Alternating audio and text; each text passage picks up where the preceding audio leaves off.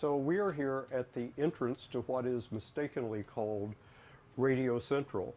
It's actually Communication Central. When the Missouri was active, there wasn't a single radio in this space. But let's go in through this door, which when the Missouri was active, we don't really know what you had to do to get in this door. There are two locks on it, a combination lock and a key lock. Plus they had a cipher lock. You had to know the combination on the cipher lock to get in. But very few people actually got through this door.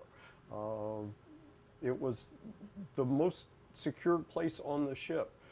In fact, we have a tour guide aboard the Missouri who was an executive officer aboard a destroyer, and he said he was not allowed in their communication spaces. They had just that few people who were allowed in the spaces. So let's go in and see what's here. So if you would come to this space with business here when the Missouri was active, you would have rang a doorbell on the outside and someone would have come up and opened this little door, which is barred, and you would have passed your communications back and forth, but not before they pulled all these blue curtains around us so you couldn't see what was in here. So there were all kinds of tall tales about what was in here, including the fact there was all kinds of top secret equipment. Well, none of that was true. What was so secret about the space was not the equipment that was in here. It was the messages they handled. The equipment, except for the cryptographic equipment, which was in a space aft of here and has all been removed, is basically the same you'll see today. Most of the equipment in this space is not original. It has been restored, brought back from inactive Navy ships and put back in place. And we've tried to make it as accurate as possible. Unfortunately, we have not had contact with anybody that worked in this space. We've worked from drawings and a few photos, and we think we've got it pretty close, but we hope so. During World War II, a lot of the ship was different than after the 80s refit. The 80s refit really rebuilt the Missouri. And one of the things was they needed this space for communications. Well, during World War II, this space was Chief Petty Officer berthing. So this was bunk space, not communication space. So they needed this space for a communication space. And why did they put it here? Because most of the actual radios were in a compartment 2 decks down that we call the transmitter room. Now, from the ship's drawings, we think that that was the World War II main radio room. And when they did the refit, that space was full of transmitting equipment. So they didn't have room for all the stuff that's in here, but they wanted it as close as they could get it, so they put it right above the transmitter room. So one of the reasons is, you see all these cables. All these cables came from the transmitter room up through this trunk, it's called, and then they connect to equipment in here. The computer had no storage, so these guys didn't just sit here and type things and look at things coming up on the screen. They had to have storage and they had to have hard copy printout. So their storage was tape storage, and what it was cartridge tape. And they had literally racks and racks of these things in this space. We haven't restored all those. Quite frankly, it's hard to find these tapes anymore, but we do know that they had a lot of them. If the tape drives failed, they could fall back to a paper tape machine, which punched tape like the old teletypes did. And this one doesn't have any paper in it. The ones over here do, and they don't have holes punched in them. I wish I had some that had the holes punched, but these machines would either read, this is a tape reader, they feed it through here and it runs through and it reads what's punched, or they can punch tape and it comes out a compartment, which it comes out up here, and they punch it, it tears off, and then they can send it through a reader. So they've got a read-write medium. Now, for hard copy, they use these high-speed line printers. And these are big and heavy, and they printed a line at a time with rotating drums. So most of what you see in this compartment was not here when the Missouri came to Pearl Harbor. When the Missouri was decommissioned, a lot of this equipment was still modern and in use, so they pulled it out for use aboard other Navy ships. So most of the equipment in here has been brought back by the hams, the volunteers, and put back aboard. And it has come from former Navy ships, the mothball fleet it's called, out at Waipahu. And most of the ships that came out of are at the bottom of the Pacific Ocean, or they've been scrapped by now. So that's been about our only way of finding equipment to put back. One of our problems we've had is we've worked mostly from drawings. I think I mentioned there were only 3 people that worked in this space, and we haven't had contact with them. A couple of years ago, we had a visit from a lot of the original 1980s crew who came out for a commemoration of the commissioning of the ship in 1986, I think it was. We thought we'd get some people who knew what was in this compartment to tell us what we'd done wrong. Well, we got to talk to some electronic technicians, and they said, we never went in there except if we had to fix something. We can't tell you. The guys that worked in here weren't here, and unfortunately a couple of them have come and visited the ship, but we didn't know about it until they were gone.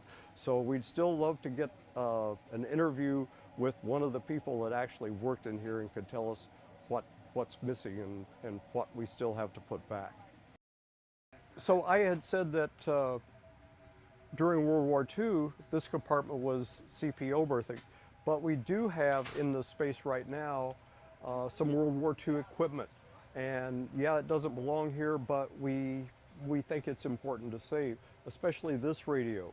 We have been told by the people that donated this that this was taken off the Missouri when it was in Bremerton, Washington before the refit. So this was an original USS Missouri radio from the World War II era. We don't know if it was aboard during World War II because we don't have records of the actual serial numbers. But this was the type of equipment that was used during World War II. And instead of having teletypes or the digital terminals, the operators would have been sitting at a position listening to the radio that they tuned on headphones, and when they received the signal they were supposed to copy, they typed it out on a special typewriter called a mill.